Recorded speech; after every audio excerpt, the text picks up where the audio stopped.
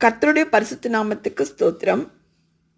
சங்கீதம் 9:7 கர்த்தரோ என்றென்றைக்கும் இருப்பார். தம்முடைய சிங்காசனத்தை நியாய தீர்ப்புக்கு ஆயத்தம் பண்ணினார்.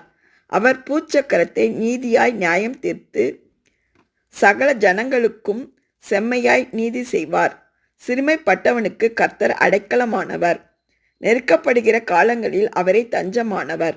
கர்த்தாவே, உம்மை தேடுகிறவர்களை நீர் கைவிடுகிறதில்லை.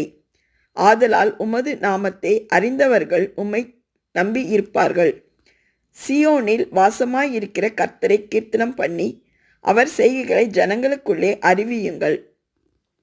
இரத்த பழிகளை குறித்து அவர் விசாரணை செய்யும் போது அவைகளை நினைக்கிறார். சிறுமைப்பட்டவர்களுடைய கூப்பிடுதலை மறவார். ஆமென்.